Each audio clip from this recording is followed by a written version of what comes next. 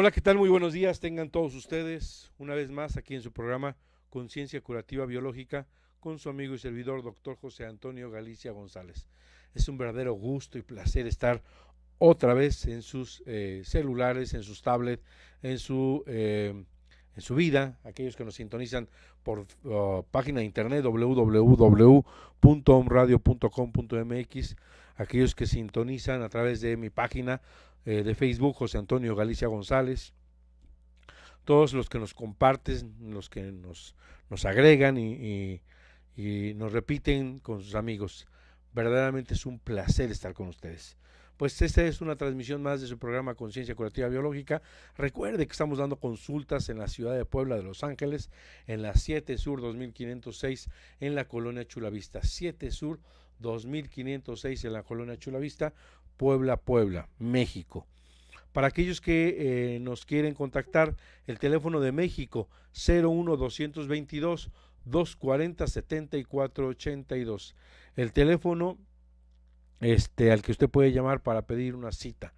El correo electrónico con B de bueno, biomédica, L de Lalo, T de Toño, biomédica, lt @hotmail.com.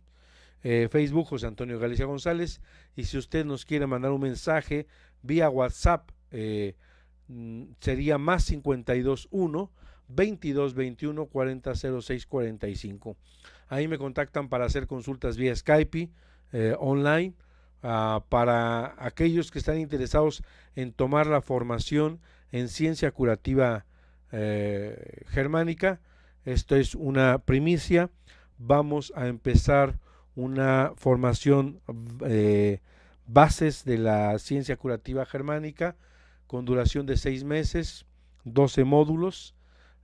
Vamos a dar una apertura mixta, es decir, vamos a dar cursos presenciales y virtuales. Y aquellos que están lejos en otro país, vamos a dar los 12 módulos virtuales. De manera que se puede contactar con nosotros al más 521, más 521 22 21 40 06 45. Ahí también nos puede mandar mensaje para que le compartamos, le regalemos la música original del doctor Hammer, mi amada estudiante, tanto la coral como la solista. Ahí le podemos compartir con todo gusto, original, bajada del CD-ROOM que editó a mi CDDIR en España.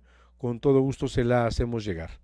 Bueno, pues veníamos platicando sobre, al finalizar, termino de dar la información porque esta formación fue solicitada para Perú.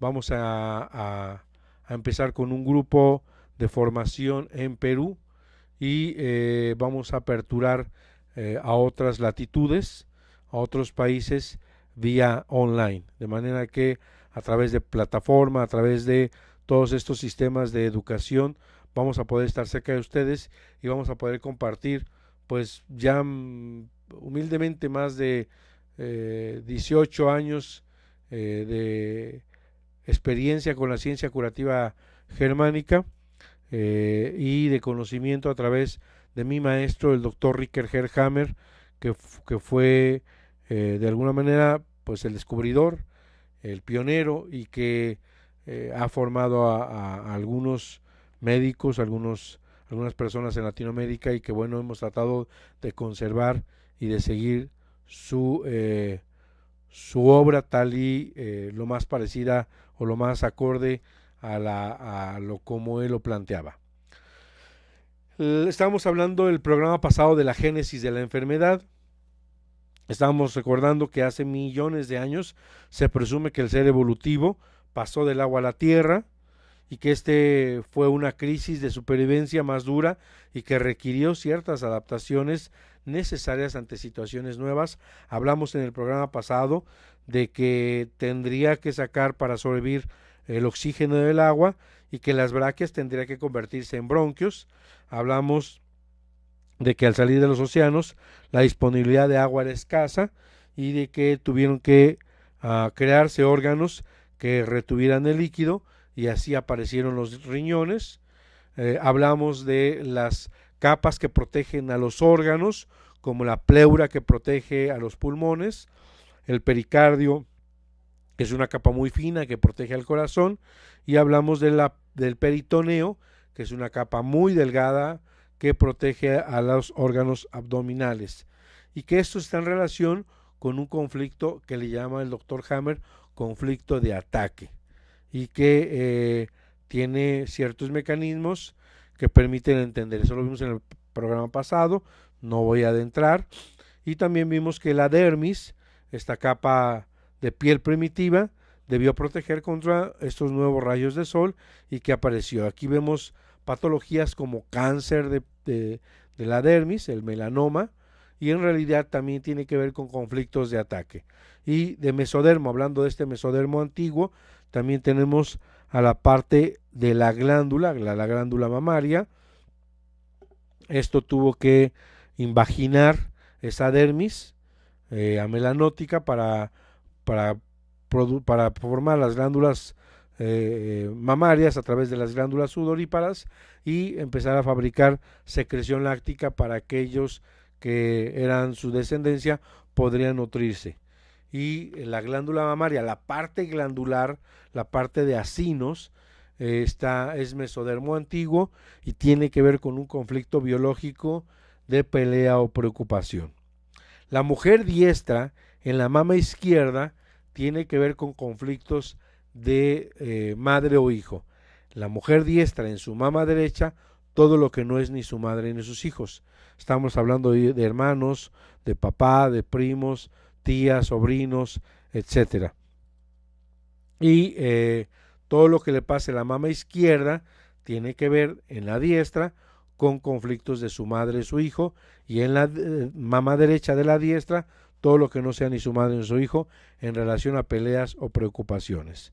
En la fase activa crece y aparece un proceso de cáncer llamado adenocarcinoma, y la mujer tendría que resolver ese conflicto biológico para que ese proceso tumoral se dejara de crecer y después o bien se degradara con ayuda de micobacterias o bien se encapsulara en ausencia de estas bacterias o micobacterias y después aparece una fibrosis. Todo esto ocurrió hace 100 millones de años, en el mismo momento en que el sistema nervioso central aparece el cerebelo, que es aquel que rige y ordena las funciones de todos estos tejidos que hemos nombrado. La evolución filogenética es una serie de adaptaciones. Filogenia es la historia de la evolución del hombre, es decir, de cambios registrados de material genético de todos los seres vivos que han realizado en el curso de la evolución, con el objetivo casi nada de la supervivencia. Todo este proceso que aparentemente reconocemos como enfermedad, en realidad son programas especiales, sensatos, biológicos, inteligentes, que tiene la madre naturaleza para un fin determinado, y que todos estos programas emergentes son para mantener la supervivencia del ser. De manera que la ontogenia es aquel periodo o la morfogénesis o la ontogénesis, es la conformación y desarrollo del individuo desde la etapa embrionaria hasta la edad adulta. Se divide en varias fases. La ontogénesis embrionaria, estamos hablando de todo este proceso de segmentación, blastulación, grasulación, organogénesis, y es bien interesante porque la formación de este embrión humano rememora o recapitula toda la evolución de las especies con sus órganos y formas de vida. En el periodo embriogénico, en el periodo de formación de un nuevo ser, aparece una formación que parece pez. Este bebé después parece reptil y después toma la función de mamífero. Inclusive hay mujeres que han nacido con mamas supernumerarias, como una hembra animal, o hay mujeres que han tenido 2 úteros, como una hembra animal. Entonces, finalmente, la ontogenia o la ontogénesis, la embriogénesis, es la rememoración o la recapitulación de esta evolución de todas las especies in útero. Esto es bien interesante porque la ontogenia recapitula la filogenia, es decir, en el periodo de formación de un ser rememora toda la historia evolutiva de las especies. La evolución no es otra cosa que la relación que nos une a todos los seres vivos. Esta relación está registrada en nuestros órganos, pero también en nuestros cerebros y en nuestra psique. De manera que a partir del 9º día de formación aparece 3 tejidos importantes: el endodermo, el mesodermo y el ectodermo, de los que se desarrollarán todos los órganos llamados tanto arcaicos, esenciales en el primer estadio de vida, los de respiración, la digestión, la excreción y la reproducción, y todos aquellos que a través de la evolución son los más modernos, como es la corteza del cerebro con ciertas estructuras ectodérmicas. Esto es bien importante porque al comienzo de nuestra vida atravesamos en un acelerado todas las etapas de la evolución. Lo que ocurre en el vientre materno, en cierto modo, recorre todos los estadios de la evolución, tan es así que en el curso del desarrollo embrionario aparece una fase como un pez, como un renacuajo, como un anfibio, como un reptil, como un mamífero, para terminar en la formación de un nuevo ser humano.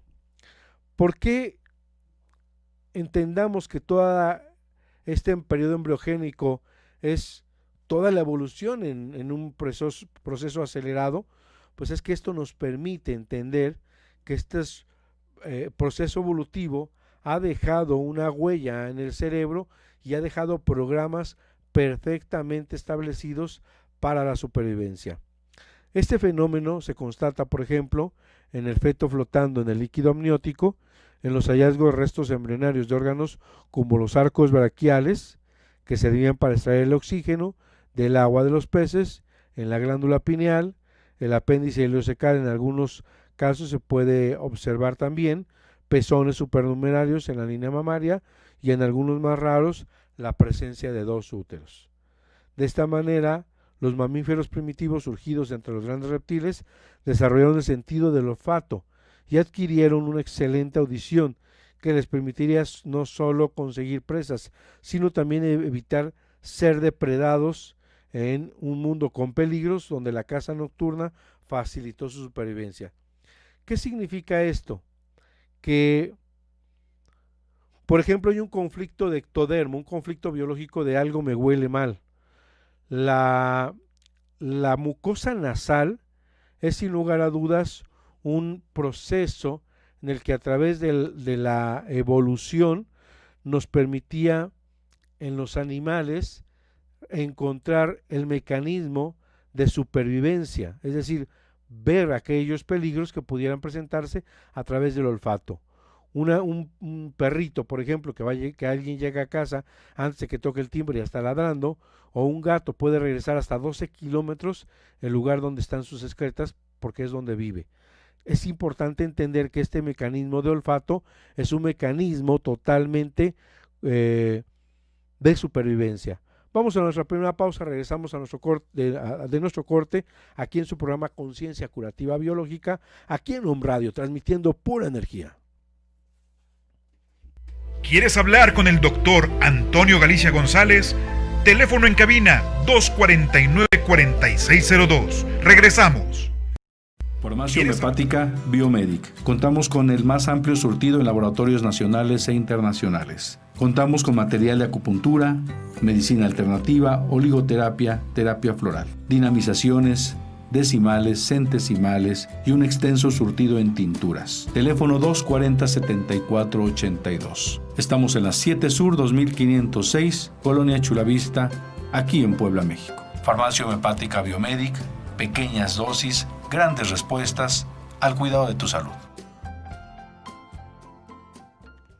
Muy bien, regresamos con ustedes aquí en su programa Conciencia Curativa Biológica, hablando de la ciencia curativa germánica, desde luego, y compartiendo con ustedes todo este proceso que hemos desarrollado de enfermedad. De hecho, el programa lo hemos denominado la génesis de la enfermedad, es decir, la creación, la formación, el por qué o el para qué enfermamos. Ya el doctor Hammer decía que la enfermedad es la rememoración de este pasado evolutivo. El sujeto cree que piensa, dice él, pero la evolución piensa por él. A lo que hemos denominado enfermedad, él dice, son programas especiales, sensatos, biológicos, inteligentes, que tienen la madre naturaleza con un fin determinado para, ante una situación inesperada, aparece este cambio morfológico del organismo que necesita un proceso de compensación ante una necesidad inesperada. Por lo tanto, estos programas especiales de la naturaleza con pleno sentido biológico, ontogenéticamente y filogenéticamente comprensibles, que se activan justo cuando la persona ya no piensa, sino que es pensada por la evolución. Y para que entendamos un poquito la historia de la evolución de la ciencia curativa germánica, podemos ver una medicina antigua, una medicina donde los hombres deberían saber que teníamos mecanismos médicos de la aldea, médicos que eran los más viejos de esa manada y que servían para, como sabios, algún consejo, alguna hierba, alguna planta, y que este proceso de curación, pues a pesar de que era una medicina antigua, era una medicina muy acertada. Sin embargo, pues creíamos que era una medicina sin fundamentos. Ya decía Hipócrates, nunca cures un cuerpo físico sin antes haber curado su mente. Cuánta sabiduría tenía. También decía Hipócrates, los hombres deberían saber que las alegrías, el placer, las risas, el juego, el dolor y los lamentos no tienen otro origen sino el cerebro. Esto es muy importante porque en este periodo que vamos a ver en esta historia, la medicina se separó de este concepto en el que era importante la mente y el cerebro. Aparece una otra etapa donde aparece el demonismo, la pureza, la piedad, el exorcismo. Estamos hablando de la medicina que de alguna manera está metida en este contexto de la religión, en el cual habría que, el enfermo estaba metido el demonio y habría que exorcizarlo, habría que hacer limpieza, inclusive hasta quemar, porque este enfermo tenía el demonio encima. Y después apareció lo que se conoce como la primera revolución en la medicina.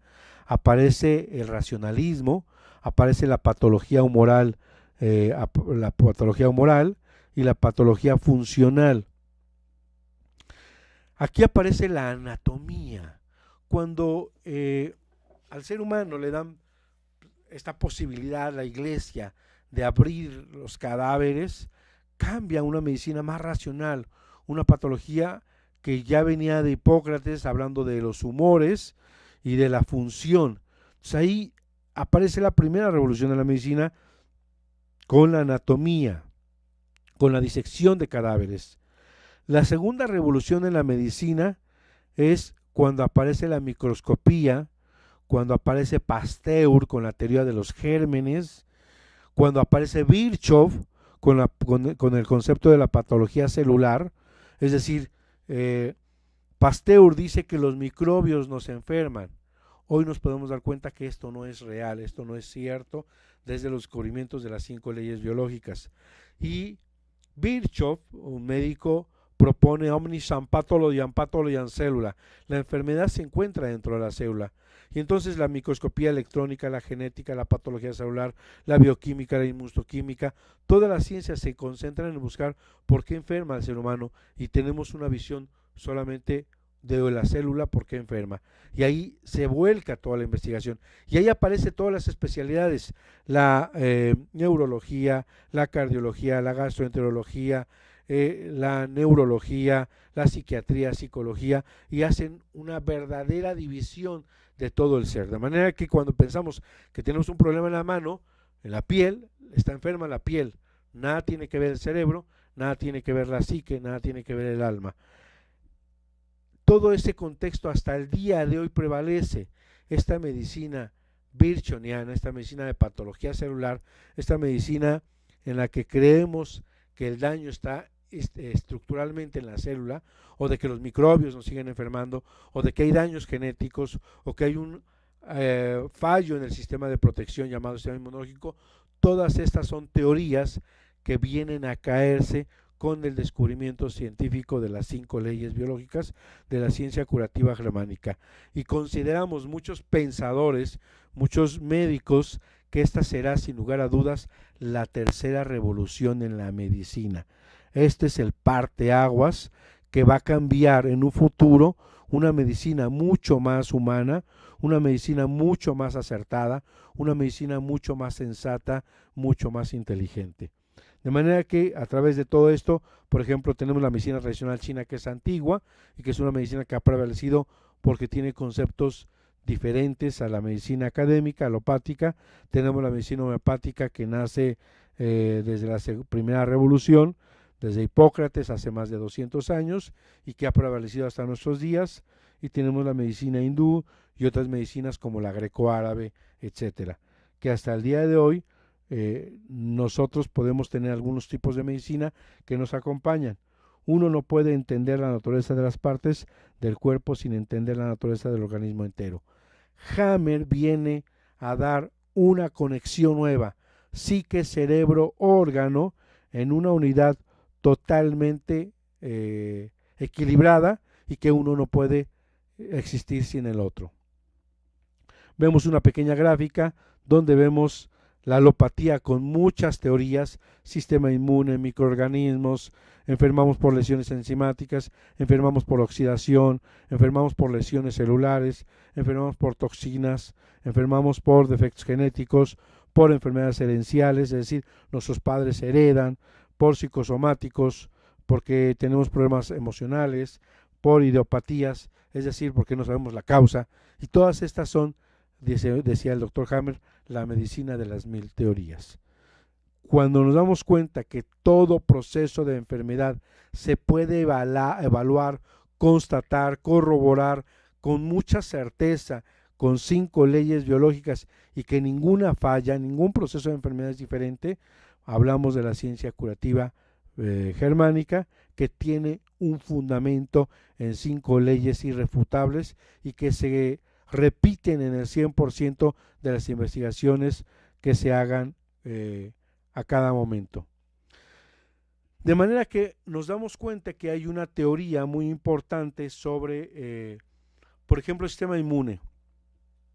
Tengo una paciente que tiene un problema que se llama miastenia gravis.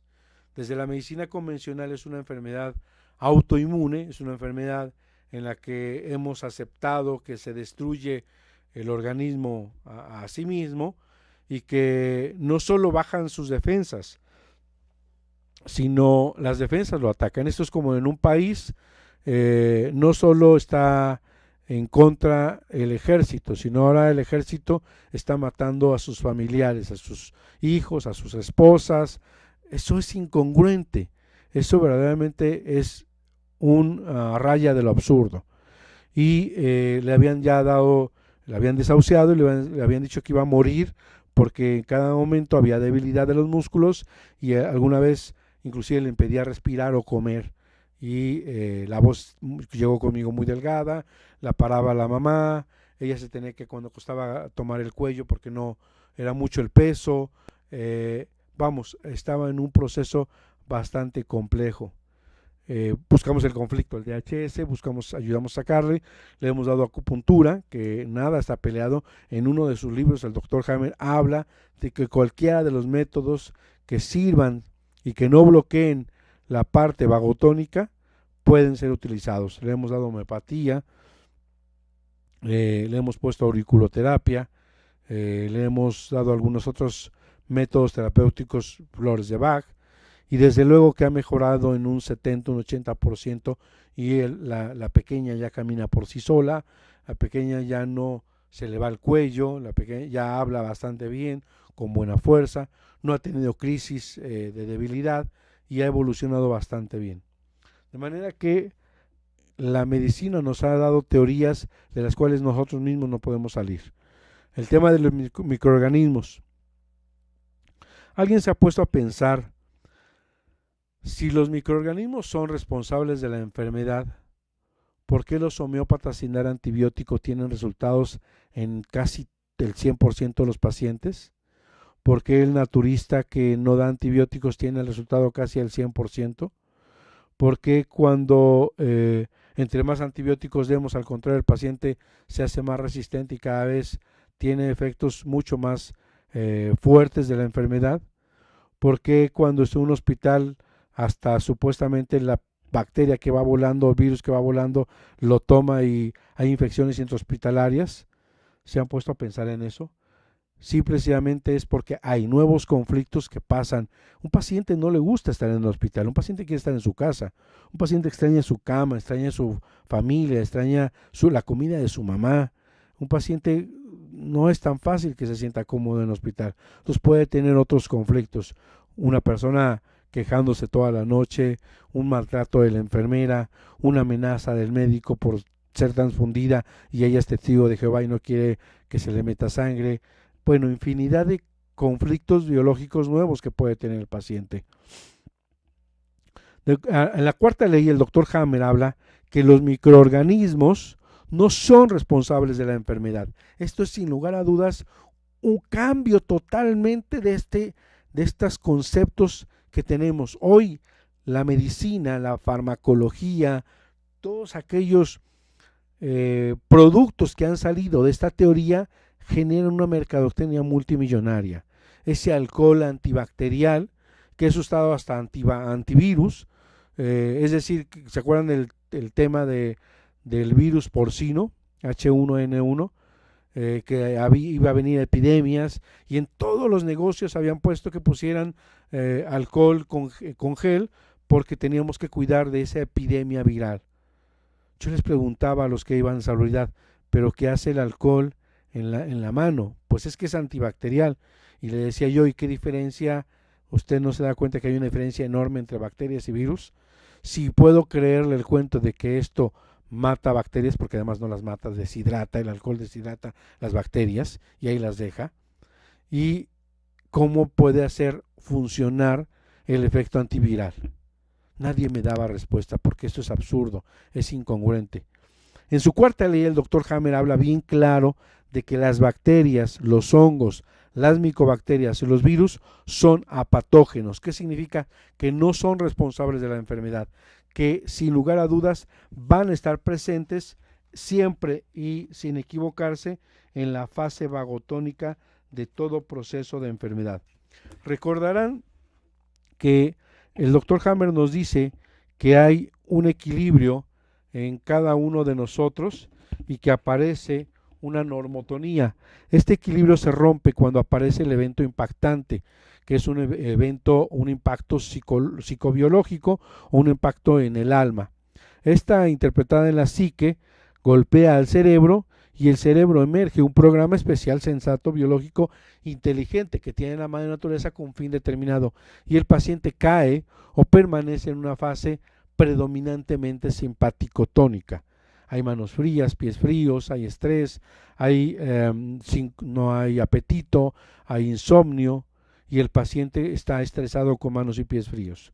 Una vez resuelto el conflicto, aparece la llamada conflictólisis o solución del conflicto y pasamos a una fase B, dividida en dos fases, una A y una B. La fase A es inflamatoria. Esta fase inflamatoria, ahí sin lugar a dudas, para el doctor Hammer siempre se van a presentar los microorganismos y estos van a ser barrenderos, obreros, degradadores de toxinas, van a demoler nuestros tejidos. El hongo, por ejemplo, es sin lugar a dudas el mayor destructor de los tejidos, va a destruir un tejido tumoral y nosotros creíamos que estaba en la etapa final cuando se infectaba un tumor. En realidad es la fase de curación de este programa especial sensato y biológico. Viene una fase reparativa sustitutiva, una parte en la que ya aparece la solución, pero en la etapa final, cicatrizal y para pasar a la normotonía. De esta manera nos damos cuenta que los microorganismos es sin lugar a dudas una teoría que nos ha llenado de mucho miedo y que nos ha metido, por ejemplo, películas en las que se hacen zombies a través de virus o en las que pueden morir poblaciones enteras por virus y entonces cuando no tenemos la menor idea de qué está pasando, decimos que es una enfermedad viral y eso nos mantiene a muchos médicos absortos en saber qué está pasando. Tenemos a teorías como lesiones enzimáticas, en la cual las enzimas no son otra cosa que ayudadores, obreros, que también van a ayudar a muchos procesos y que son beneficiosas. Va a haber un proceso de otras teorías que nos van a ir generando mucho ruido y que nos van a, sin lugar a dudas, nos van a confundir. Bueno, brevemente vamos a hablar unos minutos de la personalidad tan grande de este médico entrañable, mi maestro, el doctor Ricker Herrhammer. Decía expresamente: no deseo que crean mi palabra, sino que se convenzan a ustedes mismos del fundamento de este sistema comprobable, el cual de hecho ya ha sido verificado en todo grado de probabilidad. Dr. Ricker Herrhammer. El Dr. Hammer nace el 17 de mayo de 1935, crece en Frisia, Alemania, y acaba el bachillerato a la edad de 18 años. Comienza sus estudios en teología y medicina en la Universidad de Tübingen. Allí conoce a la que va a ser su esposa, la doctora Sigrid Holderburg, estudiante de medicina. Aprueba el examen preliminar de medicina con 20 años. También está estudiando a la par física y teología. Se casa a los 21 años con Sigrid y completa su máster en teología a la edad de 22 años. Hay un detalle de salud que nadie sabía y que en su disco mi amada estudiante comparte. Se embaraza a Sigrid siendo estudiante y hace un conflicto de miedo a perder el territorio, el Dr. Hammer, que es, pues al embarazar, puede perder la ayuda de sus padres, donde estaba estudiando 3 carreras, física, teología y medicina. Y entonces esto dura prácticamente los 9 meses del embarazo, y hasta que nace su primer hijo, y finalmente los padres son bien recibidos y le apuestan a seguirle ayudando. Él resuelve ese conflicto y cae en una neumonía, primero una telectasia, que es el cierre, es el edema, es la fase de vagotonía, la fase PCLA, y ahí aparece la telectasia, y después aparece la neumonía en la fase PCLB. Cae bastante delicado, pero sale adelante. Y él sale de una neumonía por un conflicto de miedo a perder el territorio, que tiene que ver con los bronquios. Los bronquios están regidos por el ectodermo, el ectodermo por la corteza cerebral, y en la primera fase, la fase de conflicto activo, hacen disminución o úlceras en la parte del bronquio, y en la fase de curación hace inflamación, reduce, hace obstrucción, aparecen las flemas. Con un conflicto de colectores se hace más intenso, puede aparecer la telectasia y aparece ya en la fase PCLB la llamada neumonía. De manera que él sale de un proceso verdaderamente grave, sin ayuda en aquel entonces de malentender todo esto como un mecanismo de grave enfermedad. Dirk Hammer, que es su hijo, es una pieza clave en todo este proceso de descubrimiento científico. Hay una familia de 4 hijos. Una niña nace de la joven familia, seguido por un varón llamado Dirk, quien más tarde jugaría un papel importante en la vida del Dr. Hammer. La familia tiene 4 hijos. Una sola niña y 3 varones. Aprueba el examen estatal de medicina a la edad de 24 años en Marburg, y después siguieron varios años en la Universidad Clínica de Tübingen y Heidelberg. En 1972 completa su especialidad de medicina interna. Más adelante estudia especialidades como pediatría, psiquiatría, radiología. Era un respetado colega o médico en todo sociedad de élite médicas. Era considerado como uno de los mejores médicos en Alemania.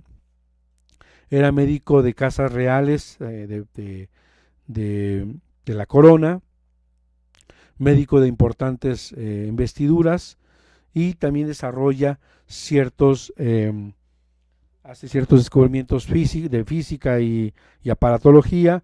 Por ejemplo, hace algo que se llama el escalpelo de Hammer, que es atraumático para cirugía plástica, 20 veces más fino que un bisturí.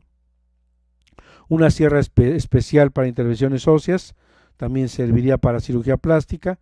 Un artilugio que permite el diagnóstico serológico transcutáneo sin necesidad de estar sacando sangre, sino a través de tomar la muestra de transcutánea podría hacerse el estudio. Una mesa de masaje que se ajusta automáticamente al contorno del cuerpo, lleno de ventosas, de bombonas que hacían la succión y que hacían que se adaptara a todo el cuerpo. Fue jefe del Servicio de Medicina Interna del Hospital Universitario Oncológico de Múnich, Alemania, y estaba considerado en Alemania como una eminencia científica. En 1978, el doctor Hammer se traslada a Roma con su mujer Sigrid y sus 4 hijos. En verano ocurre algo verdaderamente terrible y ahí vamos a dejar esta historia porque viene algo interesante. Les adelanto, y muchos ya saben qué pasa, le matan al hijo del doctor Hammer y a partir de ahí desarrolla él un cáncer de testículo y la esposa un cáncer de mama, que sería la piedra angular para todo este descubrimiento científico que hizo el doctor Hammer y que permite entender hoy un planteamiento totalmente diferente en el concepto de salud de enfermedad. De manera que vamos a estar revisando todas estas bases. Ahorita compartí algo de lo que vamos a ver en el curso base. Les platico, hay un proyecto, Perú, vamos a ir a dar cursos presenciales en Perú, pero quisimos hacerlo de manera mixta. También vamos a tener módulos vía virtual, 6 módulos presenciales, 6 módulos virtuales. Para aquel que no pueda estar en Perú, todos van a ser virtuales, los 12 módulos, donde vamos a tener material en una plataforma, vamos a tener algunos videos tutoriales, vamos a tener lectura de tomografías, vamos a tener casos clínicos, vamos a ver cómo se va un caso clínico, cómo llevarlo hasta la solución de la situación de lo que hemos llamado enfermedad. Entonces, repasando las 5 leyes, vamos a ver estas 5 leyes. La primera ley es la ley férrea del cáncer o la ley del hierro del cáncer, donde dice que todo proceso de enfermedad, la primera ley, se debe a un evento altamente traumático, sorpresivo y no compartido, que el doctor Hammer le llama DHS, síndrome de Hammer. Es un síndrome porque es un grupo de síntomas o signos que acompañan a todo este DHS o todo proceso de enfermedad. Tiene que ser sorpresivo, altamente dramático y no compartido. Estas 3 características están presentes o tienen que estar presentes en un DHS para que dispare o para que inicie un programa especial sensato biológico al que hemos denominado enfermedad. La segunda ley dice que todo proceso de enfermedad es un evento, un suceso bifásico, es decir, 2 fases. Una fase de conflicto activo, ya les comentaba hace rato, perdón por el ruido del micrófono, una fase en la que el conflicto está activo. Acá el conflicto no lo hemos resuelto, es un conflicto que lo tenemos día y noche rumiando, que no descansamos, que no comemos, que no dormimos, porque estamos tratando de resolver esta situación. Después de la solución del conflicto, viene una fase vagotónica, una fase de curación, una vagotonía A y una vagotonía B, y en medio una crisis curativa llamada crisis epileptoide. Por eso dice el doctor Hammer, todo proceso que hemos denominado enfermedad es un proceso bifásico, es decir, de 2 fases, siempre y cuando lleguemos a la solución del conflicto llamado conflictólisis. Una fase simpaticotónica, una fase vagotónica y después un equilibrio. Ese equilibrio se rompe, viene la fase simpaticotónica, viene la solución del conflicto, viene la fase vagotónica de curación y viene el regreso o retorno al equilibrio. La tercera ley es el sistema ontogenético de las enfermedades y tumores análogos. Esto habla de la conexión que hay entre los tipos de conflictos, qué área están involucrados en estos conflictos, esta área del cerebro que rige embriológicamente a qué pertenece ese órgano, cómo se comporta tanto en la fase activa como se comporta en la fase de curación. Entender que ontogenéticamente algunos órganos van a crecer y en la fase de curación estos que crecieron van a disminuir y otros órganos van a disminuir y en la fase de curación van a crecer. De manera que no todo lo que crece es cáncer, no todo lo que ulcera es cáncer. Entonces es importante, o todo lo que necrosa. Es importante que entendamos qué tejido embriológico es para que podamos discernir qué tipo de enfermedad o qué tipo de programa está pasando. La cuarta ley habla de que los microbios, los virus, las bacterias y los hongos no son responsables de la enfermedad, que están sin lugar a dudas como mecanismo de reparación, degradación de los tejidos, y que ante un llamado por el cerebro van, degradan, destruyen, y después por otro orden del cerebro dejan de ser virulentos, patogénicos o degradadores y se regresan a un lugar donde el doctor Hammer dice que no hicieran daño. Este proceso, en algunos casos, en algunos tejidos, le llamamos necrosis, destrucción del tejido, necrosis caseificante. Y la quinta ley habla del sentido biológico, que tiene todo proceso de enfermedad, es decir, que es un programa especial, sensato y biológico. Algunos ejemplos: si una persona tiene miedo a morir, las células alveolares van a crecer, ahí va a estar el diagnóstico de cáncer pulmonar, pero en realidad es una célula de pulmón que está creciendo para jalar más aire, que representa la vida. Y este tejido dejará de crecer cuando se acabe el miedo a morir, y en la fase de curación el cerebro va a mandar una orden y va a mandar las micobacterias a degradar ese tejido y va a aparecer lo que conocemos como tuberculosis. La tuberculosis es la fase de curación de un cáncer de pulmón por un miedo que nadie vio. Esto es bien interesante porque cambia toda nuestra perspectiva. El cáncer de hígado tiene que ver con un conflicto biológico de no tener que comer, de morir en la indigesta, y entonces el hígado crece para que lo poquito que entre va sin lugar a dudas a crecer para que pueda ser aprovechado y pueda resolver aquellos momentos en que no se va a tener que comer. Y en la fase de curación deja de crecer, apareciendo la conflictolisis, y empieza una degradación con ayuda de bacterias, en este caso, o micobacterias, y aparece lo que conocemos como, en este caso no es tuberculosis, sino como cirrosis hepática. La cirrosis hepática es la fase de curación de un cáncer de hígado por un conflicto de miedo a morir. De manera que cambia toda perspectiva. Otro ejemplo, ya hablando de eso, serían endodermo, regido por el tronco del cerebro, estos dos ejemplos. Ahora hablando de mesodermo antiguo, sería pleura, pericardio, peritoneo, un conflicto de ataque. En la fase activa crecen las células para proteger para nuevos ataques, y en la fase de curación va a haber líquido, y eso le llamamos ascitis, líquido pleural o derrame pleural, y líquido pericárdico o derrame pericárdico. Y esto creemos que está enfermo, y en realidad ya es la fase de curación de un conflicto de ataque, de un crecimiento celular llamado mesotelioma por un conflicto de ataque. De manera que cambia totalmente la perspectiva. El hueso, por ejemplo, hace lo contrario, es mesodermo moderno y es regido por la sustancia blanca, y aquí ya no crece como los dos anteriores, aquí necrosa, destruye, hace una osteoporosis, y en la fase de curación hace un crecimiento celular, aparecen leucemias, aparecen reumatismos, artritis. Entonces, la leucemia es la fase de curación de una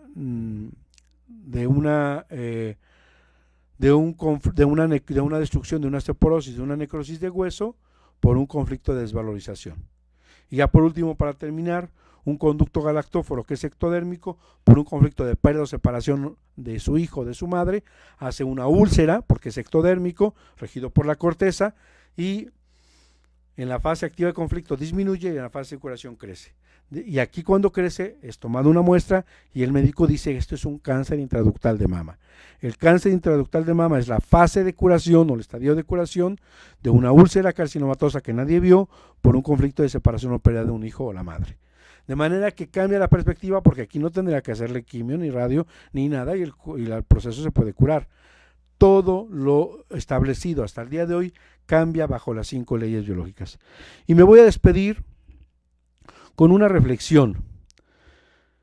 Todos aquellos médicos que nos escuchen y que sean médicos generales y que estén trabajando en sistemas de consulta, no voy a decir nombres, donde su consulta cobran 25, 30, 50 pesos, pónganse en contacto con nosotros para que veamos la forma de compartir conocimientos y pongan su consultorio privado y dignamente cobren un poquito más que de lo que cobra el que corta el pasto.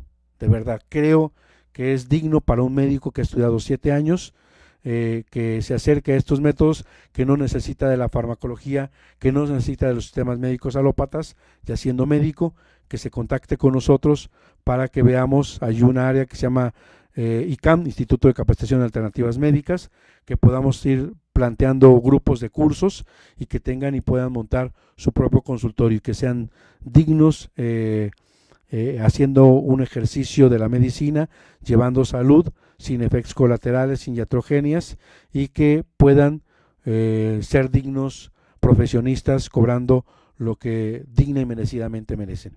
Con esto me despido, les mando un abrazo. Estaremos pronto en Perú dando el primer módulo en 3 meses de la formación bases de la ciencia curativa germánica. A la vez estaremos dando por internet ese primer módulo y estaremos dando los 12 módulos vía online. Pónganse en contacto con nosotros, les mando un abrazo y me despido. Doctor José Antonio Galicia González, amigo y servidor, aquí en Conciencia Curativa Germánica, Conciencia Curativa Biológica, en Home Radio, transmitiendo pura energía. Vámonos.